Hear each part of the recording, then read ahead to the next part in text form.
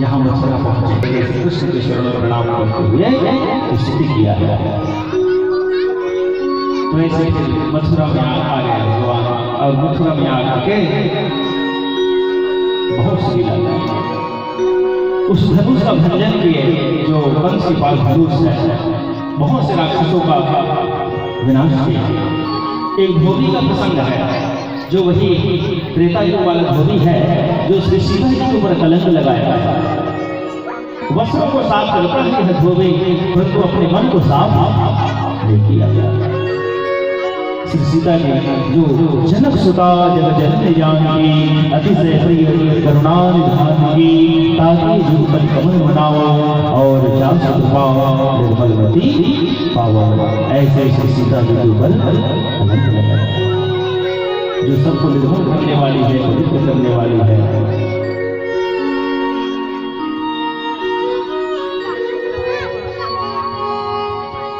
तो वही धोबी इस समय भी दिखाई पड़ा भगवान पहचान गए।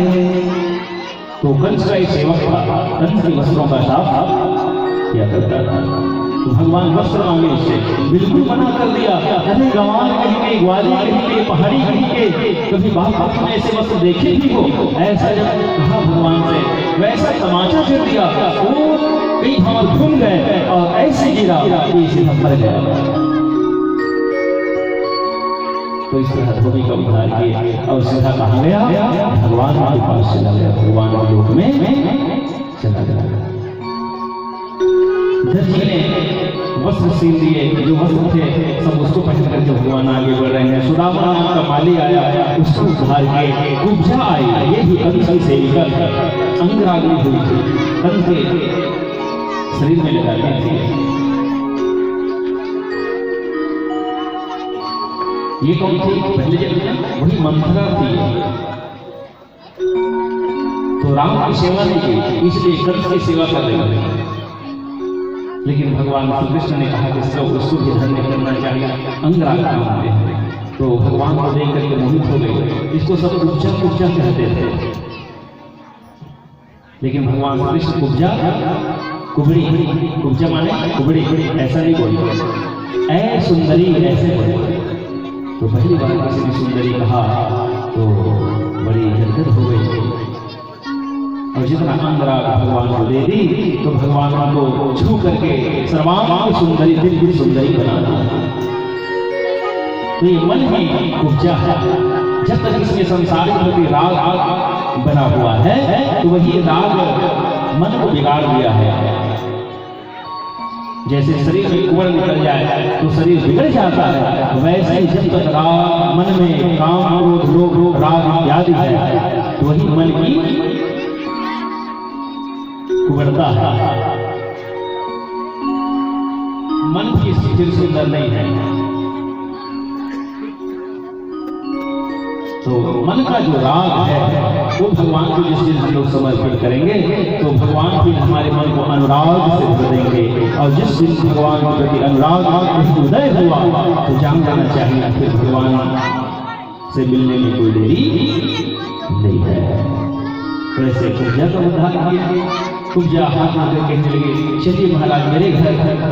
तो भगवान ने कहा कि कुब्जा, हम तुम्हारे घर भी आएंगे।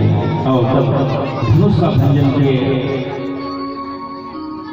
कंस के द्वारा ऐसा षड्यंत्र किया गया है, कृष्ण बलराम आते ही हाथी से कुछ मार डाला, सब मिल करके मार डाला, जैसे तैसे करके उसको मार देना है, छोड़ना नहीं है। नाना प्रकार के षड्यंत्र किया गया।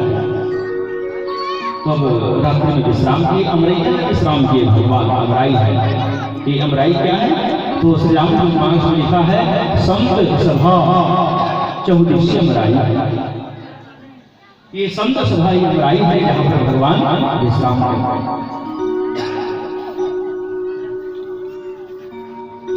विश्राम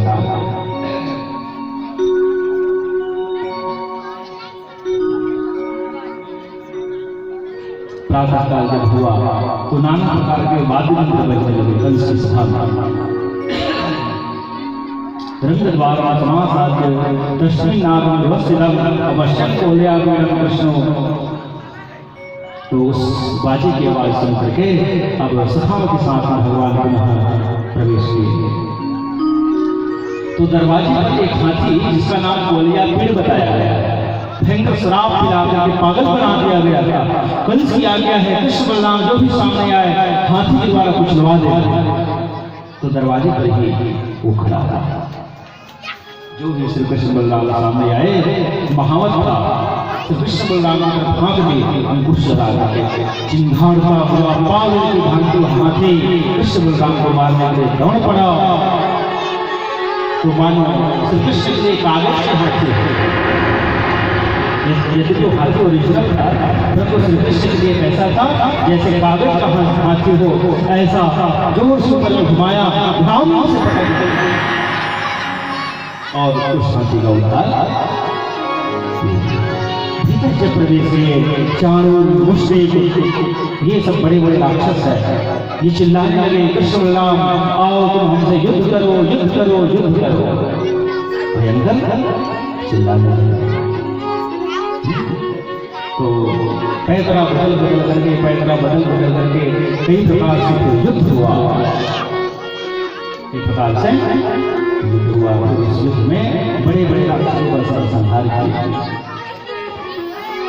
तत्बला बलं बंधु समेता सर्वयोषिता उचु परस्परं राजा सानुकंप बलोथरा। तो उधर कंस ऊंचे मचान पे बैठा हुआ था। मारो मारो पकड़ो पकड़ो, मारो मारो पकड़ो पकड़ो, ऐसा चिल्ला रहा। भगवान ऊपर मचान पे कूद गए, तलवार निकाल लिया, तलवार हाथों से छीन करके फेंक दे और वहीं ऊपर जाकर के भगवान जोर से कंस को घुमाए और नीचे पटक दिया और वहीं से उसके छाती के ऊपर चढ़ करके ऐसा भूसा लगाया कि कंस मामा का उद्धार हो गया। बोले वृंदावन बिहारी।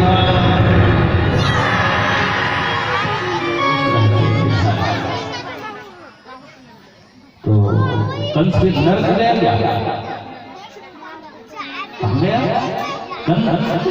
भगवान के हाथों के मरने के कारण भगवान के रोकने को जा के निवास किया। सनित्य दो दिग्राज विष्णु जीवन वदन वा विक्रम कपच्छ रस कृष्ण मातृ रूपम गुरम मां। तो निरंतर शत्रुता से अब भगवान कहते हैं चाहे जैसे तो शत्रु भाव से भी ईश्वर ही करता था कंस।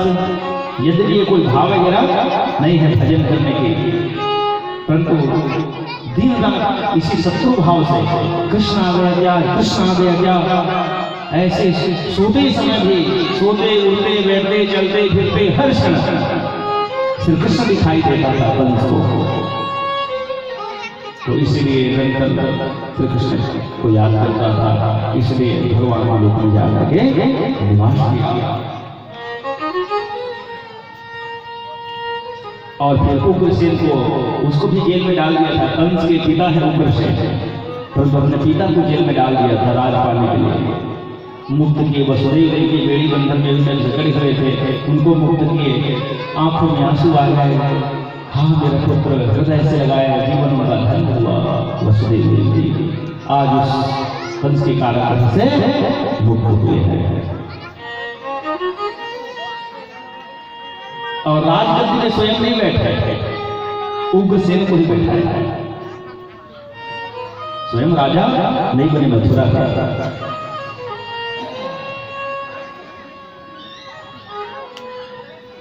अब सखा गण देख रहे हैं कि अब कान्हा वापस जाएंगे, वृंदावन वापस जाएंगे, परंतु भगवान ने कहा कि अभी मुझे मथुरा में रहकर बहुत लीला करनी है।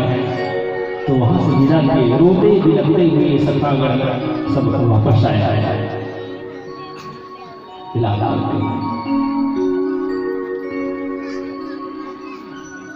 अब यहाँ जब मथुरा में आए तो भगवान का यज्ञ को भी संस्कार हुआ। अभी तक के यज्ञ को भी संस्कार नहीं हुआ था। तो नियम ऐसा है, उस समय से पढ़ने लिखने के लिए विद्यालय जाते थे। तो मथुरा से उज्जैन जहाँ पे सांदीपनि किसी का आश्रम, वही पोरबंदर से सुदामा जी आया, तो वहाँ से भगवान वहाँ अध्ययन करने गए, पढ़ने लिखने गए।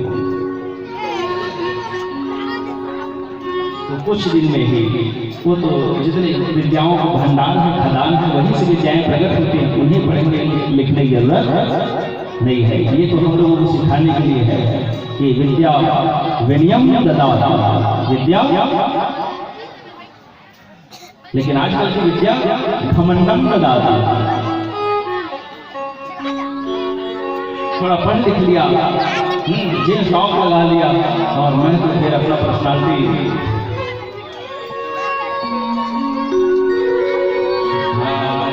और जानता कुछ नहीं है।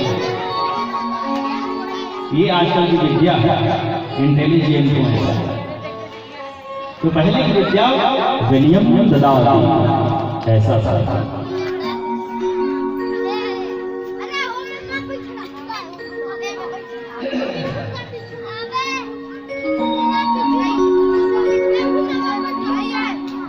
तो भगवान कुछ दिन समस्त विद्याओं को पढ़ लिए, गुरु दक्षिणा दिया जाता है।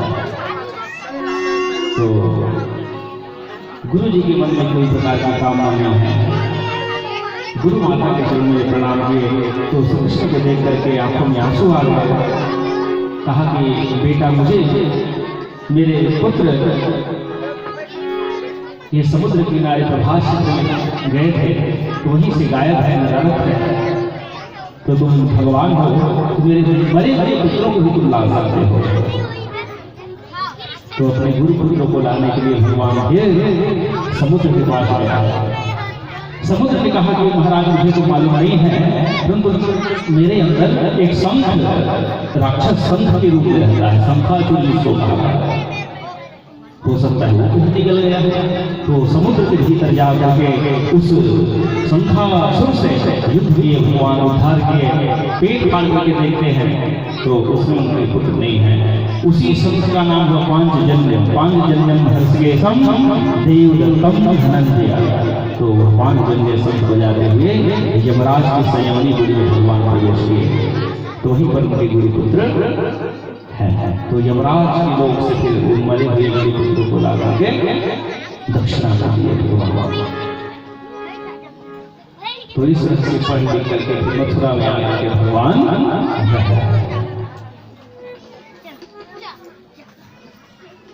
तो सोने चांदी वस्त्राभूषण भोजन करने बैठे हैं, 56 प्रकार के भोजन पदार्थ, कीमती सब चीज है। अब राजधानी लेकिन जो हम ऐसे हाथ उठाते थे भोजन करने के लिए गोपियों की, यशोदा की, नंद बाबा की, ब्रज की माता की स्थिति आज भोजन नहीं कर पाता। उनका मित्र हुआ उद्धव जी, उसको बड़ा विचित्र लग रहा था। कहते थे उद्धव ब्रज मोहि विसरत नाहि, उद्धव ब्रज मोहि विसरत नाहि, मैं ब्रज को भुला नहीं पा रहा। एक पत्र लिखते हैं, कहते हैं उद्धव मैं गोपियों से कह गया था मैं वापस आऊंगा, परंतु वापस जाने का समय मेरे पास नहीं है। तुम ये पत्र लेकर जाओ और गोपियों को समझा करके आना, मेरा संदेशा देकर। ये उद्धव जी ज्ञानी है, निर्गुण ब्रह्म को मानने वाले हैं, उनके हृदय में निर्गुण प्रति ब्रह्म प्रति ज्ञान है। लेकिन ज्ञान जो है बिना प्रेम के अधूरा, उसमें रस नहीं आता है। भगवान को अगर ज्ञान भी आएगा तो बिना प्रेम के वह ज्ञान शुष्क लगता है। तो गोपियों का प्रेम ही धन्य है। तो वृक्ष नाम गौरव मंत्री कृष्ण से शिशु बृहस्पति साक्षात् भोगति सतमः गच्छुध्वम्रज सौम्य पितरो नवति मावः गोपी नाम योगाधि संदेश है विमोचन। उद्धव जी को भेजा जा रहा है, फिर से सोने की रथ है, उस सोने की रथ को लेकर के ब्रज की यात्रा संध्या के समय उद्धव जी वहां पहुंचे। जैसे गुरु जी का स्वागत सत्कार किए थे वैसे उद्धव जी का सत्कार है, सेवा है। रात्रि में जब बैठे नंद बाबा रो रही हैं, कृष्ण की याद में यशोदा जी रो रही हैं, सबको समझाते हैं अरे तुम लोग व्यर्थ में रो रहे हो, कृष्ण तुमसे अलग नहीं है, वो तो कणक में निवास करने वाले हैं, सब घर के अंदर निवास करने वाले हैं। यशोदा जी कहते हैं उद्धव मैं कृष्ण को कैसे भूल जाऊं, मैं तुझे गोद में बिठा करके दूध पिलाते थे, माखन खिलाते थे, मिश्री खिलाते थे, तुम्हारे निर्गुण ब्रह्म से हमें क्या लेना देना, हमें तो कृष्ण का एक दर्शन चाहिए। ऐसे बड़ी व्याकुल होकर के रोती रही। उद्धव जी समझाते रहे, उन प्रेमियों को कौन समझाएगा। गोपियां प्रातः काल उद्धव जी को घेर करके भौरे के बहाने कई प्रकार के वचन कहने लगे कि ऐ ईश्वर भौरे तू तो हमें भूल ही गया, मानो कृष्ण के ऊपर प्रहार कर रहे हैं। तो उद्धव जी समझा रहे गोपियों को। तो गोपियों ने कहा कि उद्धव तुम ज्ञानी हो तो तुम्हारे ब्रह्म का ध्यान करने के लिए मन चाहिए, परंतु मन न भय 10-20 उद्धव मन न भय 10-20 एक हुतो सो गयो श्याम संग को आराधे ईश। उद्धव मन न भय 10-20 और कहने लगे,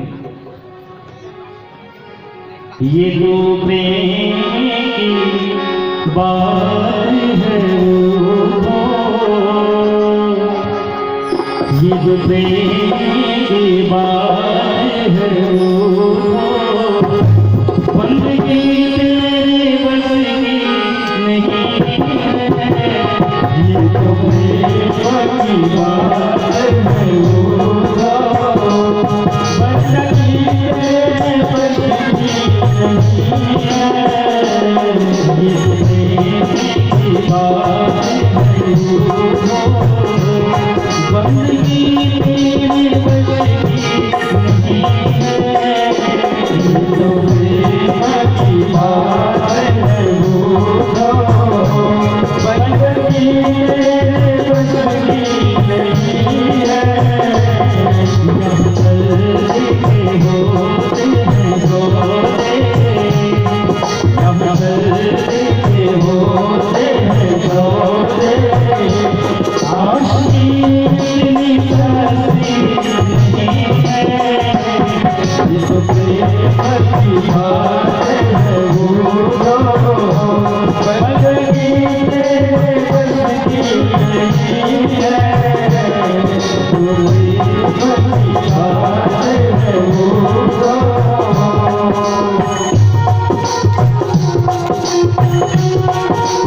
बोली वृंदावन बिहारी लाल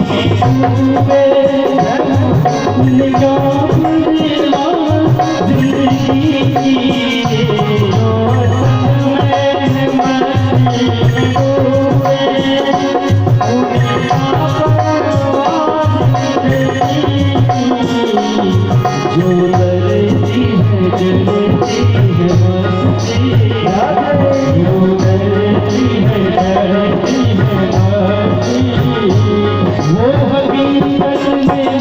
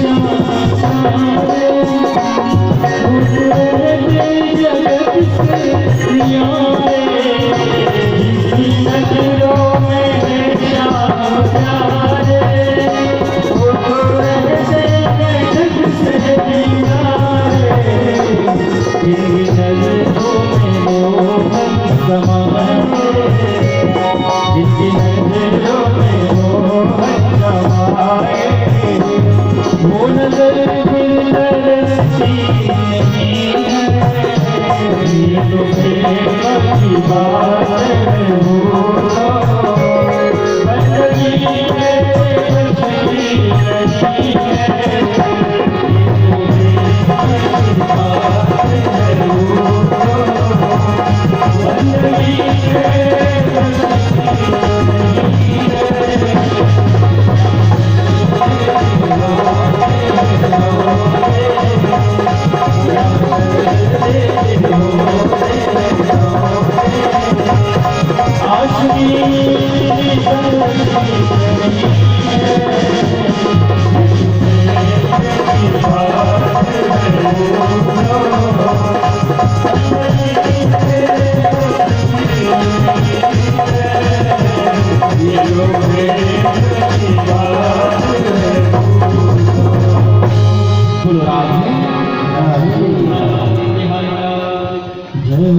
बहुत लंबा प्रसंग है ज्ञान और भक्ति के बारे में। यहाँ पे भक्ति से ओत है गोपियां और एक परम ज्ञानी है उद्धव। तो इन गोपियों के सामने फिर इस ज्ञान को उद्धव जी को हारना पड़ा और बाद में फिर जब समझ में आई तो उनकी ही आंखों में वह प्रेम यीशु बहने लगे। वृंदावन की महिमा जान गए। श्री राधा जी ने पत्ता पत्ता में कण कण में श्री कृष्ण का जब दर्शन कराए, आंखों में प्रेम के अश्रु छलक आए और तब समझ आए कि गोपियों को समझाना नहीं है, गोपियों से हमें ही समझना है।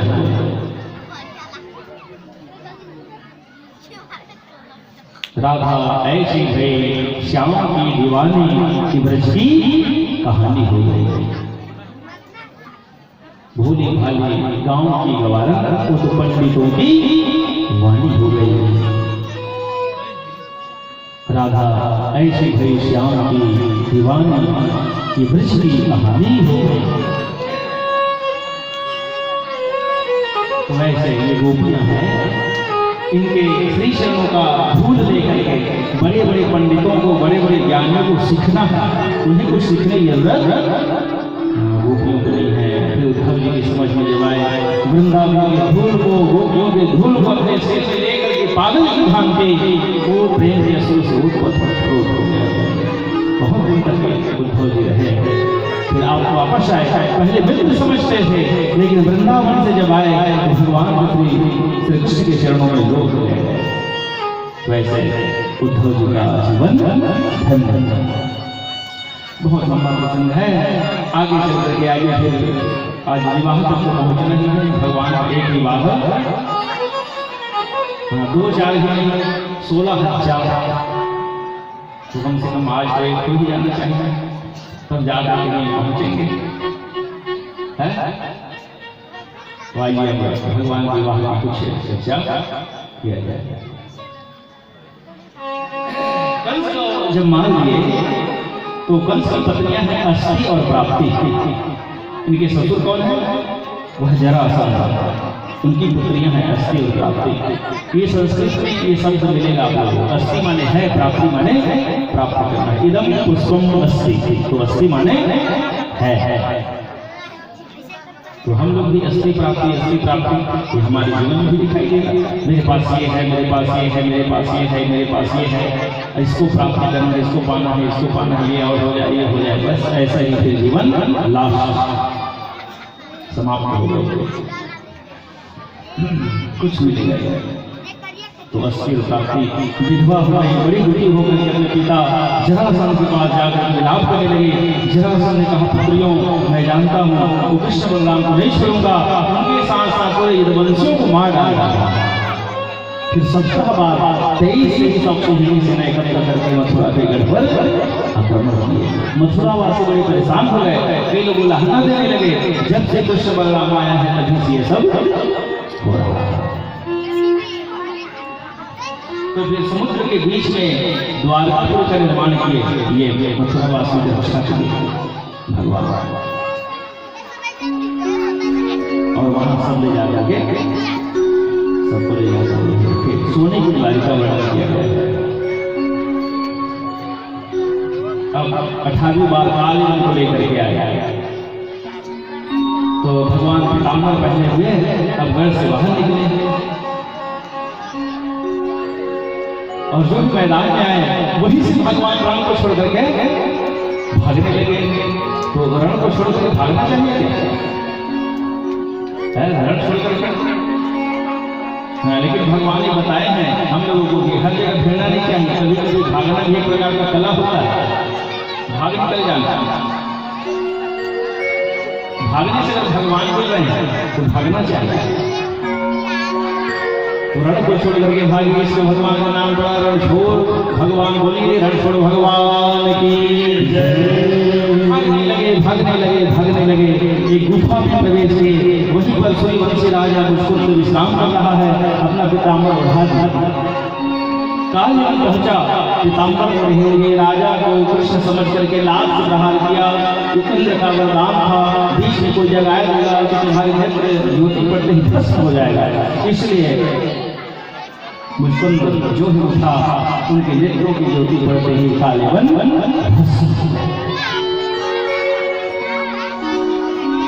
इधर दोनों भाई फिर से भागते भागते प्रवसन पर्वत पर चले गए। जरासंध पहुंच चुका था, पहाड़ में चारों तरफ से आग लगा दिया गया और तब कहीं से कूद करके और फिर द्वारका में जाकर के भगवान द्वारकाधीश हुए। बोलिए द्वारकाधीश भगवान की जय। अब बड़े भाई का विवाह पहले होना चाहिए बलराम जी का। तो आ जाइए, वो सब्जियों की कथा था, सब्जियों की कन्या थी रेवती। अभी कथा हो रही है द्वापर युग वाली, बड़ी बड़ी कथा है। तो सब्जियों का राजा था रेवत, उनकी कन्या है रेवती। विवाह की योग्य हुई, ब्रह्मा जी के पास में पूछने को इसका विवाह किसके साथ करना है। भजन चल रहा था, एक ही भजन चला वहां पर 5-10 मिनट, लेकिन यहाँ कई युग व्यतीत हो गए। ऐसे अंतर है ब्रह्मलोक की घड़ी में और यहाँ की घड़ी में। वहाँ 5 मिनट, यहाँ कई युगांतर, सतयुग चला गया, त्रेता युग चला गया, द्वापर युग लगा हुआ था। तो ब्रह्मा जी हंसते हुए कहा कि बेटा वहाँ तो तुम्हारे पूर्वज सब निकल गए, सफाचक हो गए हैं, सतयुग निकल गया है, त्रेता युग निकल गया है, द्वापर युग लगा हुआ है। तो जाओ तुम अपनी कन्या रेवती का विवाह बलराम के साथ कर देंगे। तो सतयुग का राजा अपनी कन्या रेवती को लेकर के आकर के फिर द्वापर युग में बलराम के साथ। बोलो रेवती मैया की जय, बलराम जी महाराज की जय। अब कृष्ण की बारी एक भीष्मक नाम का राजा है, राजा है शुद्धमती। भीष्मक माने बड़ी मेहनत करने वाला, ईमानदारी से रहने वाला। और क्योंकि रुक्मिणी जी महालक्ष्मी के अवतार है, सुख देने वाली लक्ष्मी अगर चाहिए तो शुद्धमती से कमाना चाहिए, इसलिए रानी का नाम शुद्धमती है। नहीं तो इधर से ले रहा है, उधर से ले रहा है, कहाँ से ले रहा है, किधर से ले रहा है, टेबल के नीचे से ले रहा है, तो ये शुद्धमती इसको नहीं कहेंगे। हाँ, तो लक्ष्मी का सुख पाने के लिए शुद्धमती होना चाहिए, भीष्मक जैसे राजा होना चाहिए। तो श्री रुक्मिणी जी इनकी कन्या है, रुक्मी वगैरह इनके बहुत से भाई हैं, विवाह की योग्य हो गई। राजा रानी को श्री कृष्ण प्रिय है और रुक्मिणी को भगवान श्री कृष्ण से प्रेम यह करके कि वो चाहती थी मेरा विवाह श्री कृष्ण के साथ। सुन करके ऋषि आते थे और श्री कृष्ण की चर्चा किया करते थे सभा में। तो रुक्मिणी जी सुनती थी अपने कानों से।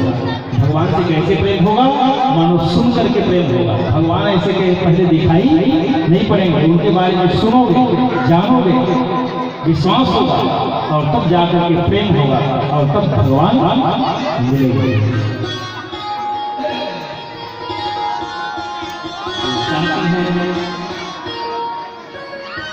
रुक्मिणी को पसंद नहीं है उनके बड़े भाई को, उसने शिशुपाल को जबरदस्ती बंधन दे दिया। शिशुपाल जल्दी से जल्दी बराती लेकर के आओ, मैं अपनी बहन रुक्मिणी का विवाह तुम्हारे साथ करूंगा। वो तो गदगद हो गया और जल्दी से जल्दी बराती लेकर के आने की तैयारी करने लगा। रुक्मिणी जी अधीर हो गई, भगवान मैं क्या करूँ, कैसे करूँ। पत्र लिखती हैं, एक सुदेव नाम का ब्राह्मण है और ब्राह्मण के हाथ में वह पत्र भेजती है द्वारका। ब्राह्मण चलते चलते चलते द्वारका पहुंचे। द्वारका में बहुत स्वागत किया गया। भगवान ब्राह्मण प्रिय ब्राह्मण का सम्मान करते हैं। भगवान पत्र दे दिए, उनके मनोभाव को जान करके बड़े गदगद हुए। प्रातः काल के पहले ब्राह्मण को बिठाए, स्वयं बैठे। साथी का नाम है दारू।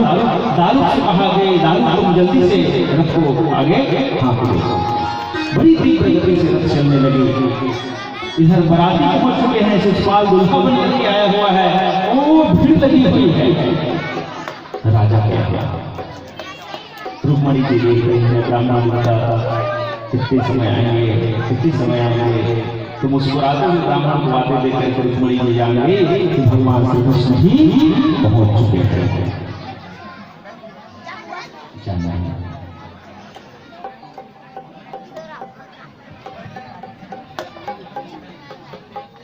तो रुक्मणी जी बड़ी गदगद हो गई। पत्र लिख देते थे, बता दिया था कि महाराज मैं नियम के अनुसार, कुल परंपरा के अनुसार माता गिरजा पार्वती की पूजन के लिए जाऊंगा, वहीं से आप हरण करके ले जाइए।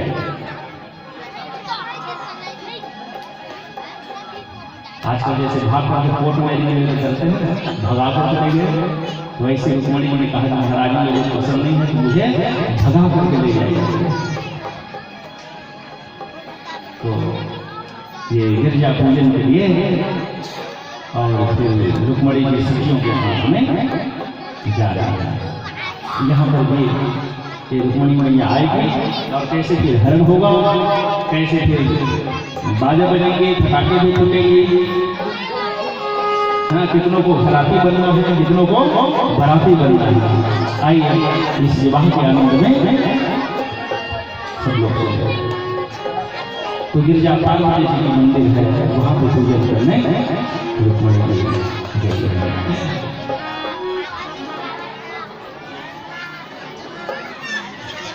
ये माँ विघ्नेश्वरी है, माँ पार्वती की रूप है, वहाँ पर भी स्तुति किया जाएगा।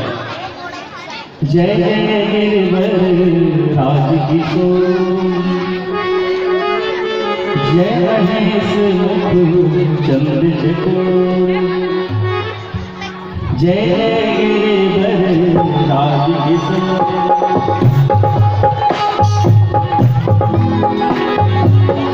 जय जय गिरिवर जय महेश मुख चंद्र चकोर, जय गिरिवर राज किशोर, जय महेश मुख जय गजवदन माता, जय गजवदन माता, जगत जननी जानकी दुतिदाता, जगत जननी जानकी दुतिदाता, जय जय गिरिवर राज किशोर, जय रुक्मणी मैया की जय।